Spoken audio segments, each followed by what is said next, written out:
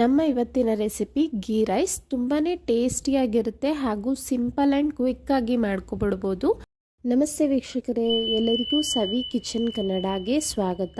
ದಯವಿಟ್ಟು ಸಬ್ಸ್ಕ್ರೈಬ್ ಮಾಡಿ ಸಪೋರ್ಟ್ ಮಾಡಿ. ಮೊದಲಿಗೆ ಒಂದು ಪಾತ್ರೆಗೆ ಈ ಗ್ಲಾಸ್ ಅಳತೆಯಲ್ಲಿ ನಾನು 1 ಗ್ಲಾಸ್ ಆಗುವಷ್ಟು ಬಾಸುಮತಿ ಅಕ್ಕಿನ ತಗೊಂಡಿದ್ದೀನಿ. ಚೆನ್ನಾಗಿ ಒಂದೆರಡು ಸಲ ತೊಳೆದು 20 ನಿಮಿಷ ನೆನೆಯೋದಕ್ಕೆ ಬಿಡೋಣ. ಈಗ ಸ್ಟವ್ ಹಚ್ಚಿ ಒಂದು ಕುಕ್ಕರ್ನ ಇಟ್ಟು ನಾನು 2 ಸ್ಪೂನ್ ಆಗುವಷ್ಟು ತುಪ್ಪನ ಹಾಕೊಳ್ತಾ ಇದ್ದೀನಿ. 1 ಸ್ಪೂನ್ ಆಗುವಷ್ಟು ಎಣ್ಣೆನೂ ಸೇರಿಸ್ಕೊಂಡಿದ್ದೀನಿ. ಅನಂತರ 1 ಪಲಾವ್ ಎಲೆ, 1 ಸ್ಟಾರ್ ಹೂ, 1-2 ಇಂಚು ಚಕ್ಕೆ, ಅರ್ಧ ಸ್ಪೂನ್ ಆಗುವಷ್ಟು ಸೋಂಪು ಕಾಳು, 4 ಕಾಳು ಮೆಣಸು ಹಾಗೂ 1-2 ಏಲಕ್ಕಿನ ಹಾಕ್ಕೊಂಡು ಫ್ರೈ ಮಾಡ್ಕೊಳ್ಳೋಣ. ಒಂದು 30 ಸೆಕೆಂಡ್ ಆ ಫ್ಲೇವರ್ ಎಲ್ಲ ಬಿಟ್ಕೊಳ್ಳುತ್ತೆ ಎಣ್ಣೆಲಿ. 5 ಹಸಿಮೆಣಸಿನಕಾಯಿನೂ ಸಹ ಸೇರಿಸ್ಕೊಂಡಿದ್ದೀನಿ. ಇದನ್ನು 1 ನಿಮಿಷಗಳ ಕಾಲ ಫ್ರೈ ಮಾಡ್ಕೊಳ್ಳೋಣ. ಆ ಖಾರ ಏನಿದೆ ಅದೆಲ್ಲ ಬಿಟ್ಕೋಬೇಕು.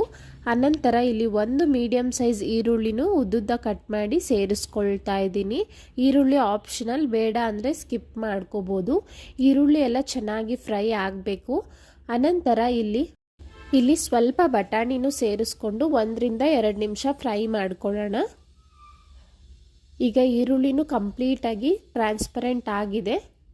ನಾನು ಯಾವ ಗ್ಲಾಸ್ ಅಳತೆಯಲ್ಲಿ ಅಕ್ಕಿ ತೊಗೊಂಡಿದ್ನೋ ಅದೇ ಗ್ಲಾಸಲ್ಲಿ 3/4 ಗ್ಲಾಸಷ್ಟು ನೀರು, 3/4 ಗ್ಲಾಸಷ್ಟು ಹಾಲನ್ನ ಹಾಕ್ತಾ ಇದ್ದೀನಿ. ನಾನು ತಗೊಂಡಿರೋದು ನಾರ್ಮಲ್ ಕಾಫಿ ಟೀ ಮಾಡ್ತೀವಲ್ಲ ಆ ಹಾಲು. ನೀವು ತೆಂಗಿನಕಾಯಿ ಹಾಲನ್ನು ಸೇರಿಸ್ಕೋಬೋದು ಇದ್ದರೆ. ಈಗ ಇದಕ್ಕೆ ಒಂದು ಸ್ವಲ್ಪ ಪುದೀನ ಕೊತ್ತಂಬರಿ ಸೊಪ್ಪನ್ನ ಕಟ್ ಮಾಡಿ ಇಟ್ಕೊಂಡಿದ್ದೆ, ಅದನ್ನು ಸೇರಿಸ್ಕೊಳ್ಳೋಣ. ಗೀ ರೈಸ್ ಕ್ವಿಕ್ಕಾಗಿ ಮಾಡ್ಕೋಬೇಕು ಅಂದರೆ ನಾವು ನಾರ್ಮಲ್ ಅಂಗಡಿಲಿ ಸಿಗೋ ಹಾಲನ್ನೇ ತಂದು ಹಾಕೋಬೋದು.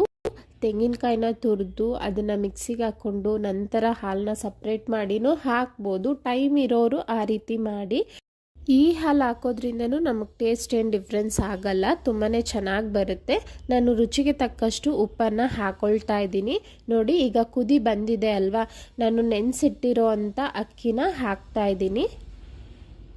ಬಾಸುಮತಿ ರೈಸ್ ಆಗಿರೋದ್ರಿಂದ ನಾವು ನೆನೆಸಿಟ್ಟಿದ್ವಿ ಅಲ್ಲ, ಅದಕ್ಕೆ 1 ಗ್ಲಾಸ್ಗೆ 1.5 ಆಗೋಷ್ಟು ನೀರನ್ನ ಹಾಕೋಬೇಕು ಅಷ್ಟೇ. ಅಂದರೆ ನಾನಿಲ್ಲಿ 3/4 ಗ್ಲಾಸು ನೀರು, 3/4 ಗ್ಲಾಸ್ ಹಾಲನ್ನು ಹಾಕಿದ್ದೀನಿ. ನೀವು ಪಾತ್ರೆಯಲ್ಲೆಲ್ಲ ಮಾಡೋದಾದರೆ ಅಥವಾ ಬಾಸುಮತಿ ರೈಸ್ನ ನೆನೆಸದೇ ಇದ್ದರೆ 1 ಗ್ಲಾಸ್ಗೆ 2 ಗ್ಲಾಸ್ ಅಷ್ಟು ನೀರನ್ನ ಹಾಕ್ಕೊಳ್ಬೇಕಾಗುತ್ತೆ. ಈಗ ಮಿಕ್ಸ್ ಮಾಡಿ ಕುಕ್ಕರ್ನ ಕ್ಲೋಸ್ ಮಾಡಿ 1 ವಿಸಿಲ್ ಮಾತ್ರ ಬರೆಸ್ಕೊಳ್ತೀನಿ. ಕಂಪ್ಲೀಟಾಗಿ ಕುಕ್ಕರ್ ತಣ್ಣಗಾದ ನಂತರ ಓಪನ್ ಮಾಡ್ತಿದ್ದೀನಿ. ನೋಡಿ, ತುಂಬಾ ಚೆನ್ನಾಗಾಗಿತ್ತು, ಪರ್ಫೆಕ್ಟಾಗಿ. ಈ ghee rice non veg gravy ಜೊತೆ ಅಥವಾ ವೆಜ್ ಗ್ರೇವಿ ಜೊತೆ ಎಲ್ಲದಕ್ಕೂ ಒಳ್ಳೆ ಕಾಂಬಿನೇಷನ್. ಮಕ್ಕಳ ಲಂಚ್ ಬಾಕ್ಸ್ಗೆ, ತಿಂಡಿಗೆಲ್ಲ ಕ್ವಿಕ್ಕಾಗಿ ಈಸಿಯಾಗಿ ಮಾಡ್ಕೊಬಿಡ್ಬೋದು ಬೆಳಿಗ್ಗೆ.